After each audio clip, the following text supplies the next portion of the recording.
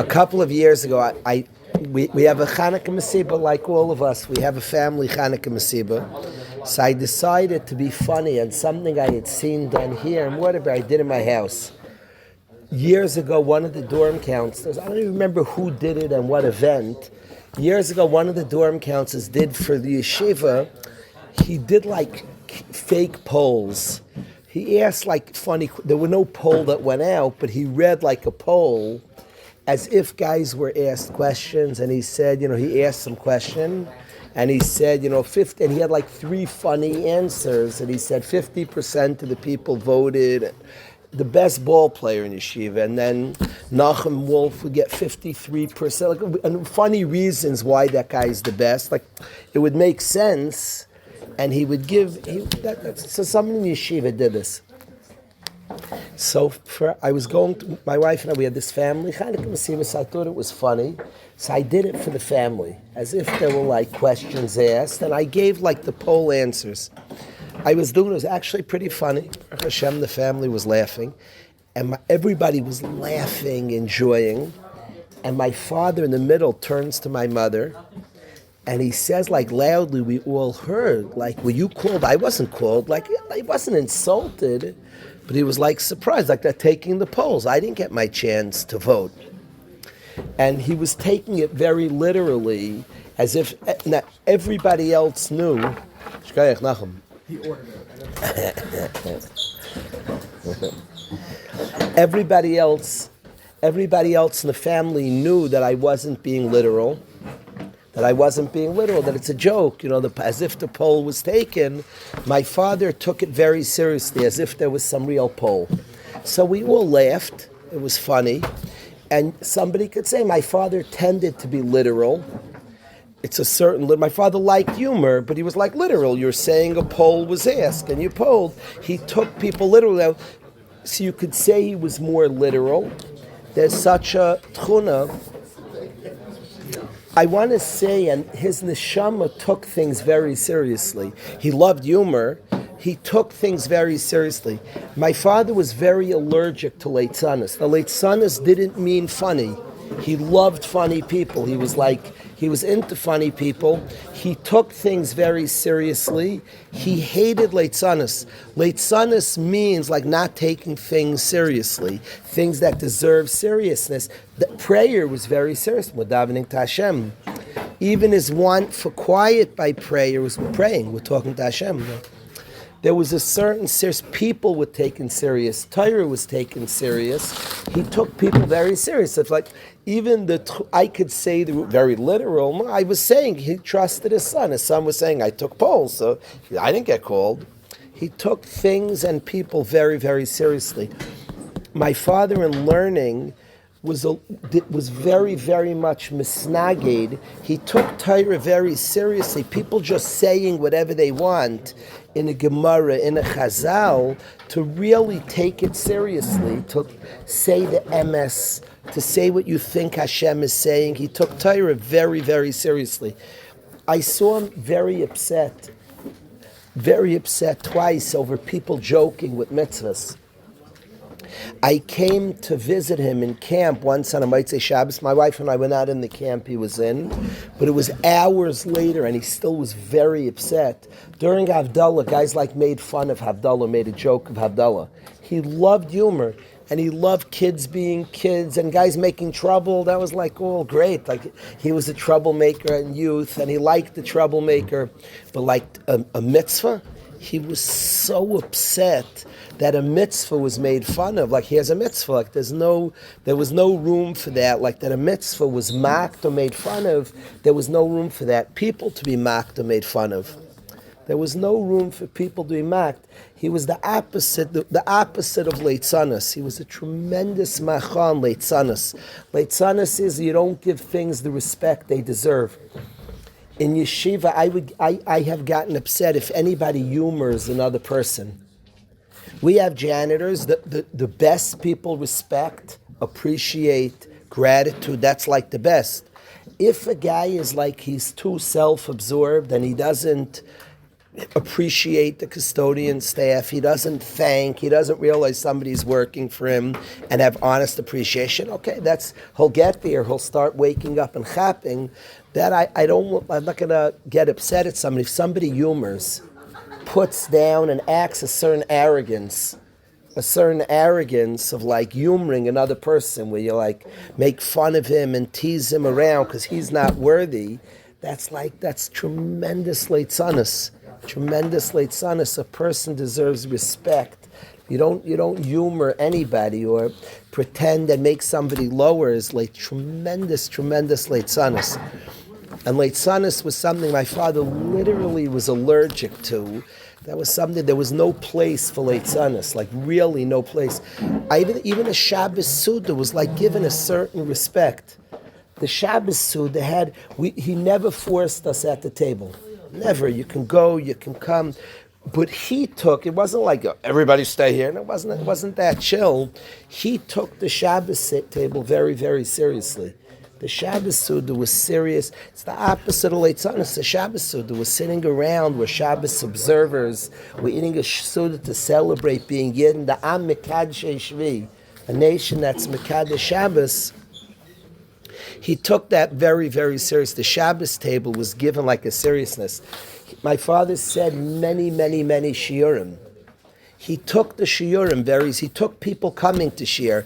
Sometimes, I could be honest, some of his shiurim, a lot of the people didn't understand. People are sitting there, people are falling asleep.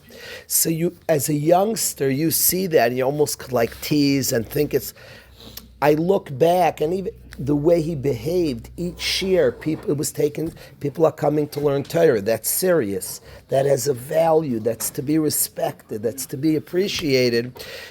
People would ask my father a lot of shilas, especially in camp. People could ask annoying shilas and the same shilas over and over. So the tendency is to be be a little annoyed. It was given like somebody's coming to ask halachic shaila that was taken very, very seriously. The person was respected and appreciated and valued, coming over asking halachic shaila. My father took halacha very, very serious. It's the same nekuda. Things mattered and counted. My father had a lot of personal chumras for himself. He held on pizza that you wash on pizza. Now, he would only practically wash on 2 slices, but he never would have 1 slice without washing. Never. Never. He held that it's a savig amaitzi. But, some people are the likes. Nobody's around. He's a little bit of a rush. He's just cutting a little piece of... No. The psak, the halacha, he never, I don't care, nobody's around, I don't care, he's in a crazy rush, there's a halacha, and he took it seriously. He wouldn't eat pizza without washing.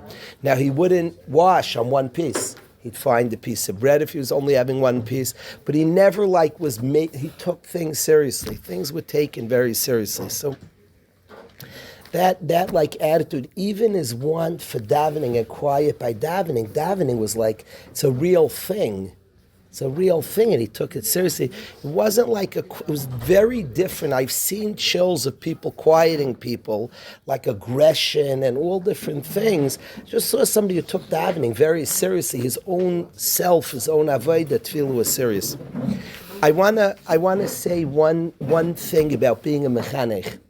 My father did teach Torah for many, many years. Rev Ezi, in his eulogy on Thursday night, really spoke about my father. And I want to tell the guys this. I want guys here to be mechanchim. I want, from this Beis Medrash Akiva, I want guys to teach.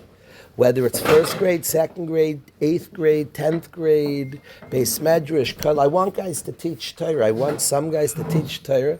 We need sincere. We need people that are through and through teaching Torah.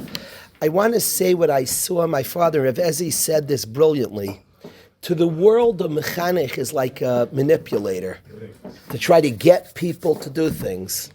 Here's another youngster, let me get him to do something.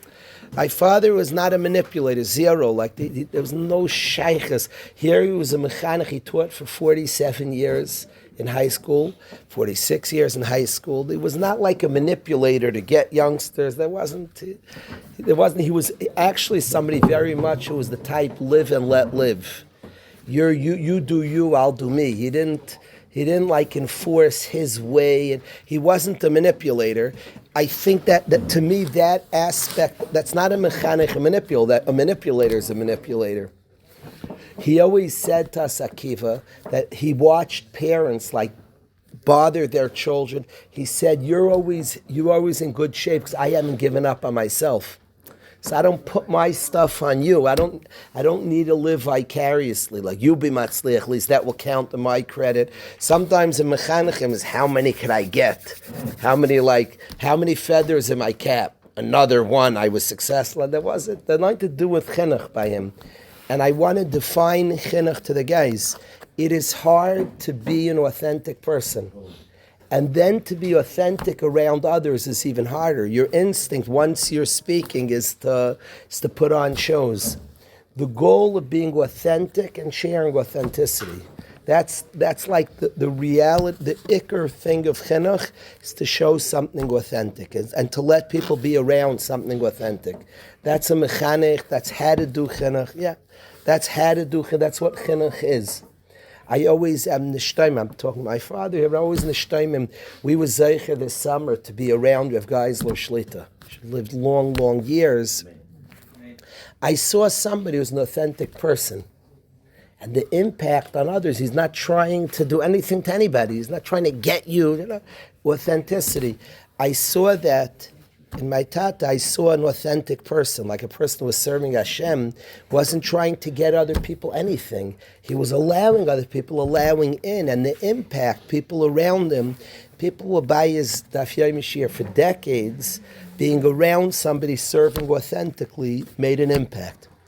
And I think the less we try to manipulate and get people to do, like stay away from all that. It's even stuff we end up people trying to fix people, make people, very dangerous stuff, incredibly. Of course we care about others. Any son of Avram, we have Arvos, Kol Yisrael, Arevim Zelazeh. Of course we want somebody to steig and grow, but do you know somebody's tikkun? You looked into their soul and know we know very little about another. What we could do is be authentic and share authenticity and be I think it's easier, let me fix it myself. As he says, sometimes we fix somebody else in lieu of fixing self. 1,000%. The Rezi says easier. Me, I've given up. My father told us that in a number of occasions. I said this while he's alive, that I don't shepherd you. Do the guys know that tennis dad? Do you know the tennis dad, Akiva? There's a tennis dad, as you see in the crowd, this guy who's not an athletic build, he's not in athletic shape, and he has this son or daughter that for years he rides and pushes, and because he wants to get fame and glory and everything and live through that child. It's a famous picture of the tennis dad. Many great athletes went through this, where their father drove them and rode them to become that success, and the parents the parent would live that many.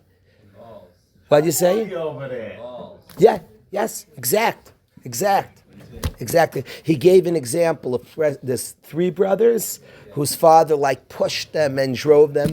Today they're pretty upset at him. I don't know the exact relationship, but very good example. There have been documentaries. I don't want to rip any goyim. I'm not it's not a good habit. I don't want to rip people. There are documentaries on famous in tennis and golf. For some reason, those two sports, I think because if you practice from young ages, like golf, there are plenty of people who will push their brains out from 5 or 6 years old by a parent, seeing money, seeing fame, seeing glory. Now, the word is they gave up on themselves and put it on their kids.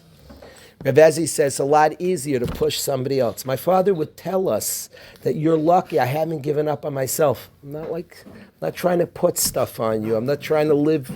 I'm trying to do my own success. In fact, the ikar of chinuch is to be an authentic person, to be a good, authentic person.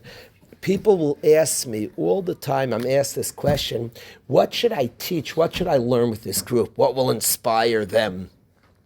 Always love that question. What can I learn that will inspire that? Just learn something you enjoy. I promise. Learn anything. Learn something you like. You can learn uksen, to kinim, to zrayim, to mayit katan. Learn something. I mean sincere, something you like. I have seen Rebbeim like trying to get the olam to have a geschmack. Trying. That's like, it would never work here. Would never. The guys are much too sophisticated. Don't try to get the guys a geschmack. Find your own geschmack. A Torah that energizes you, that excites you. Two things will happen.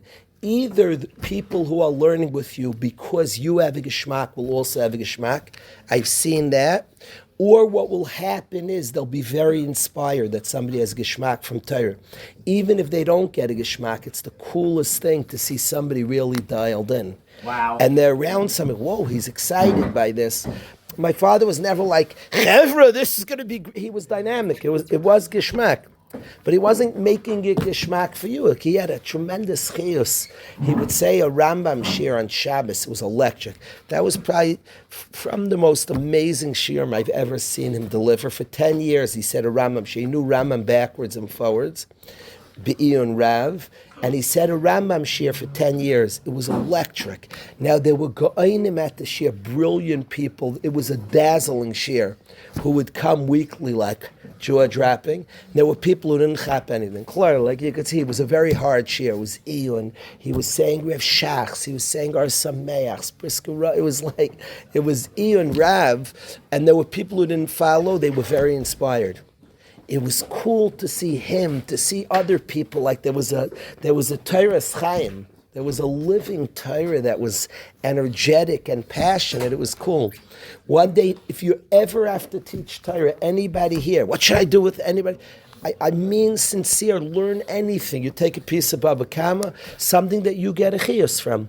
Read a line and you're plugged in, you're alive with. It'll be impactful, either because the other person will also have the cheshik you have because it's catchy, and even if they don't, they're around somebody. You could. It's not how much you're screaming and yelling and saying geschmacka, right? No, they could see on you. You're really enjoying it. It was like nicker on him. I sat at a shir, this Rambam shir, and my father said his favorite Mishnah, and a guy turned to me. A guy turned to me who was a Talmud of my father for decades, and he said, what draws me to your dad, he's the only person I know as a favorite Mishnah Berurah. He was saying that his cheshek and his chiyus, it attracts me, it draws me, and he has a chiyus and a cheshek in what he's doing. So I want to say to all the guys, I want guys to go into chinuch. I want mechanech, our picture of a mechanech is an authentic person who shares another person in authenticity. Thank you. I keep forgetting. Go get it. Oh, yeah. We have a game tonight. The Wolf Pack. Go get it.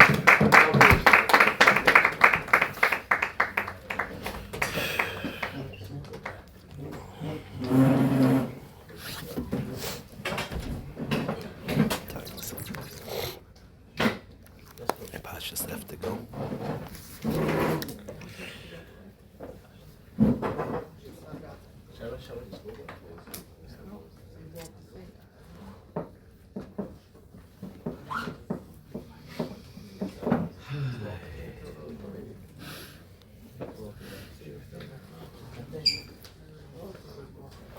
My father, when he went to Eretz Yisrael, to learn in the Mir. And he had a story with Reb Chaim that sounds cute. It's like a cute story, and it really marks something that drew him. And I want to say this to the guys because this is exactly what I'm saying about being a mechanech. My father's Rebbe, he had many Rebbeim.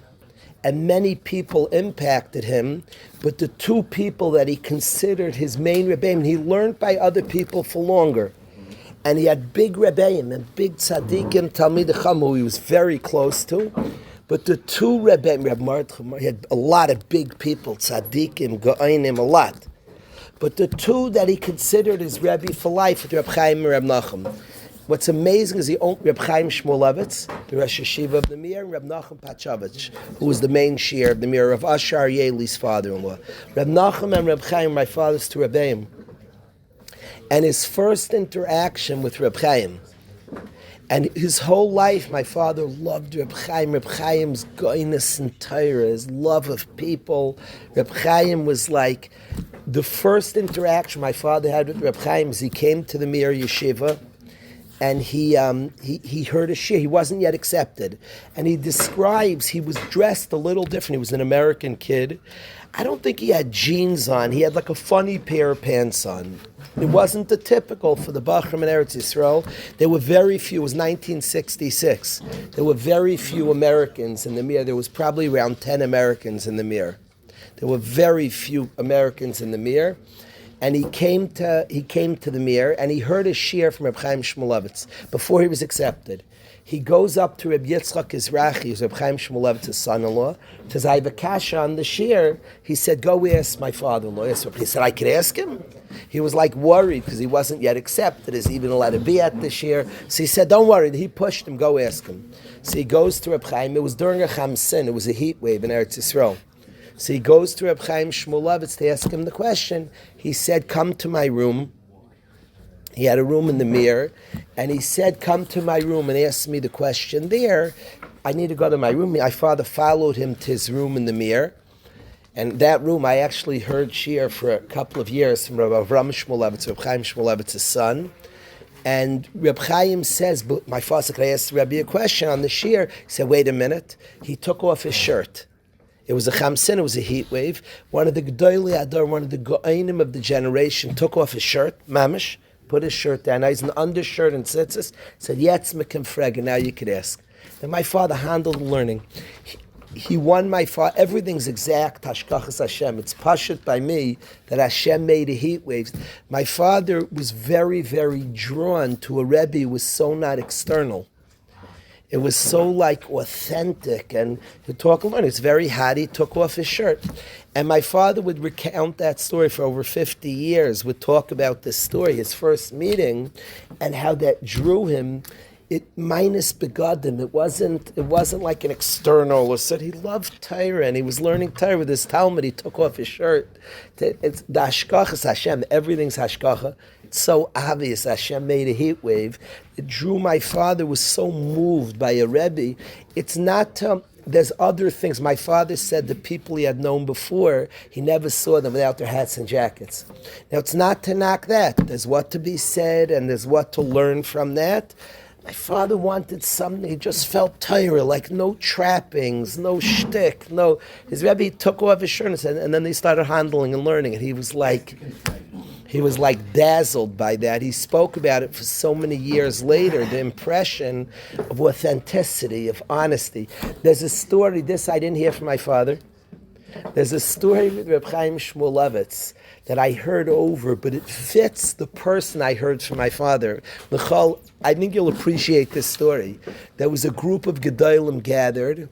Somehow, one of the Gedolim didn't want, like they were served ices at some Mesiba, and the Gadol didn't take the ISIS and put it away. Reb Chaim Shmulevitz said, could I have yours? And took it as a second ISIS. The Ger Rebbe said on him like big stuff. He's one of the Tzadikei Hadar when he did that. I don't know the exact Revezi?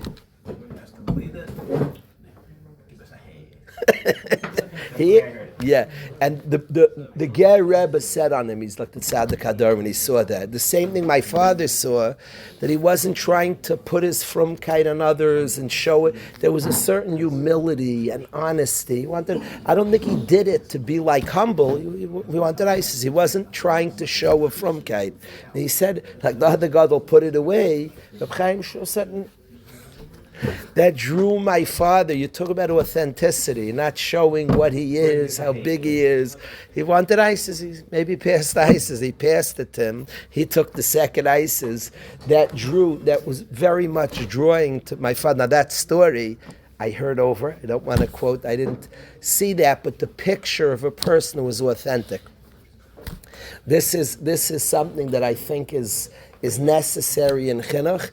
I think secular education has tremendous pretend mixed in. Nobody's doing it on purpose, but there's a certain stiffness and a certain putting on things.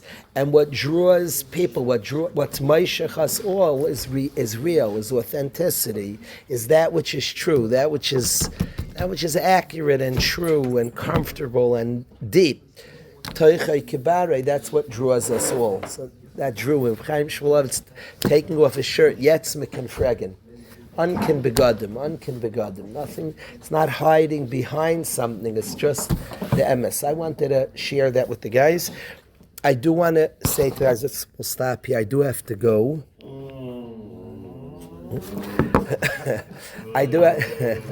I have to go.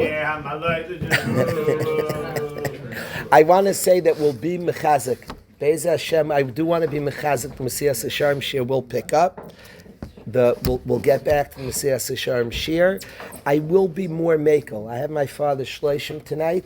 There'll be a little Shloima plays music to the Chaver that should be. After the Sheloshim, I was more makbid before. I'm not allowed to have music. The Olam is supposed to sing and dance and have music. So there'll be Belina de Be'ez Hashem. There'll be more music.